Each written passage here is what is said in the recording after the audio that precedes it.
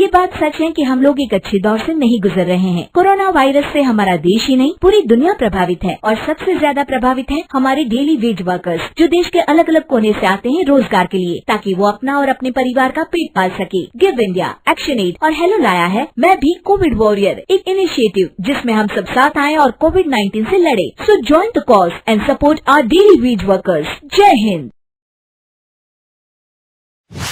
संध्या को शादियां जोड़ने का बड़ा शौक था। सारा दिन वो गांव के चक्कर लगाती और देखती कि किसके घर में लड़का या लड़की शादी लायक हो रहा है। लेकिन उसकी एक बुरी आदत थी कि वो शादी जोड़ने के लिए बड़े से बड़ा झूठ भी आसानी से बोल जाती। एक दिन वो साहूकार के घर जाती है। अरे लाला जी घर पर हैं?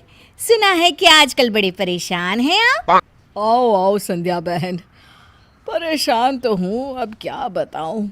भगवान की दया से पैसे रुपयों की कोई कमी नहीं है, बस बेटी का रिश्ता सही घर में हो जाए। अरे लाला भाई, ये भी कोई परेशानी की बात है? जब पैसे रुपए की कोई कमी नहीं है तो परेशान क्यों हैं? हाँ अब क्या बताऊँ, मेरी बेटी शिखा अंगूठा छाप है, कोई भी लड़का उससे शादी नहीं कर रहा है। अरे लाला जी परेशान ना हो, कल ना एक परिवार को मैं आपके घर ले आती हूँ। बस आप बेटे को कह दीजिएगा कि सिर झुकाकर बैठे और कुछ ना बोले, समझ गए ना? अच्छा चलती हूँ, कल मिलूंगी। अगले दिन संध्या कुछ लोगों के साथ साहूकार के घर आती है। लाला जी सबका स्वागत करते हैं। लड़की सर झुकाकर बैठी होती है। तभी लड़के की माँ लड़की से सवाल करती है। अच्छा बेटी, तुम्हारे शर्मीले व्यवहार के बारे में तो संध्या बहन ने हमें बता दिया था। तुम ये बताओ कि तुम कितना पढ़ी हो, क्योंकि मेरे बेटे को पढ़ी लिखी लड़की से ही शादी करनी है। लड़की सर झुकाकर बैठी रहती है। तभी संध्या बहन बोल पड़ती है। अरे बहन जी आप बिना क्या सवाल कर रही हैं? लीजिए लीजिए समोसे खाइए और जमींदार साहब के घर का एक चक्कर लगाइए। इकलौती लड़की है शिखा लाला भाई की। हाँ। संध्या इशारे से लड़की की माँ को लड़की को अंदर ले जाने के लिए कहती है। लड़के के माँ बाप रिश्ते के लिए मान जाते हैं और धूमधाम से साहूकार की लड़की की शादी हो जाती है। लेकिन शादी के कुछ दिनों बाद ही साहूकार की बेटी का दामाद उसे लेकर घर आ जाता है और कहता है, पिताजी आपकी बेटी तो अंगूठा छाप है, आपने इतनी बड़ी बात छुपा ली, अब मैं इसके साथ नहीं रह सकता हूँ। लाला रोने लगते हैं और कहते हैं, पर मैंने तो संध्या बहन से सारी बात कर ली थी, आप उन्हें बुला लाइए, क्योंकि आप उन्हीं के साथ तो हमारे घर आए थे। सारे मिलकर संध्या के घर जाते हैं, जहाँ वो बैठकर पैसे गिन रही होती है। अचानक अपने दरवाजे में लाला और उसके दामाद को देखकर दंग रह जाती है।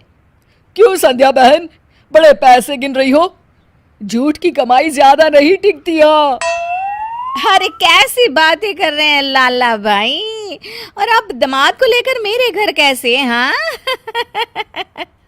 संध्या बहन, मैंने तो तुम्हें पहले ही कहा था ना कि मेरी बेटी अनपढ़ है। क्या तुमने ये बात लड़के वालों को नहीं बताई थी? कैसे बता देती लाला भाई, क्या लड़की को घर बिठाना था? और अब क्या अब मेरी बेटी घर नहीं बैठेगी? दामाद जी के सामने पूरी सच्चाई आ चुकी है और अब वो मेरे बेटे को छोड़ रहे हैं। लाला का दामाद वहां खड़ा पूरी बात सुन रहा होता है। वो समझ जाता है कि उसके ससुर की कोई गलती नहीं है।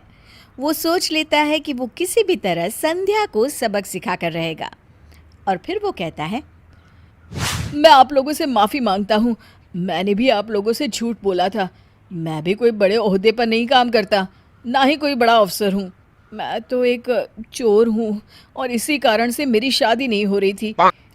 अब क्योंकि मेरी शादी हो गई है और मेरी बीवी भी अनपढ़ है, तो हम लोग क्या कर सकते हैं?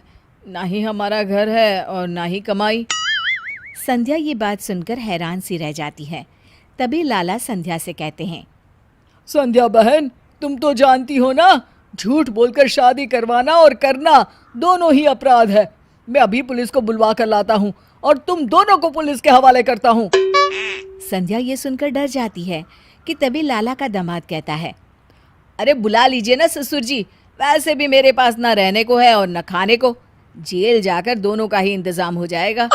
और संध्या मौसी साथ रहेंगी तो मन भी लगा रहेगा, है ना मौसी? तभी संध्या लाला के पैर पकड़ लेती है। अरे लाला भाई, मुझे माफ कर दीजिए, बहुत बड़ी गलती हो गई। मुझे पुलिस को ना पकड़वाओ, मैं अभी कभी ऐसा नहीं करूंगी। तभी कमरे के अंदर लाला की बेटी आ जाती है। मौसी, तुम तो आगे से नहीं करोगी, लेकिन जो इन लोगों की जिंदगी मेरे जैसे अनपढ़ से शादी करके बर्बाद हो गई है, वो कैसे ठीक होगी? अब कहाँ जाऊंगी मैं? तभी लाला के दामाद की माँ वहां आ जाती है। कोई बात नहीं बेटा, शायद तुम्हारी तकदीर में मेरा बेटा लिखा था। रहा सवाल तुम्हारी पढ़ाई का, तो वो अब हमारी जिम्मेदारी है। लेकिन इस जैसे शादी कराने वालों को तो सबक सिखाना बहुत ज़रूरी है, नहीं तो ना जाने ये लोग कितनों की ज़िंदगी खराब कर देंगे। अरे नहीं नहीं बहन जी, मुझे माफ़ कर दो। मैं भगवान की कसम खा कर कहती हूँ कि अब ना किसी की भी शादी नहीं करवाऊंगी। ये कहकर संध्या हाथ जोड़ लेती है और सभी वहाँ से चले जाते हैं।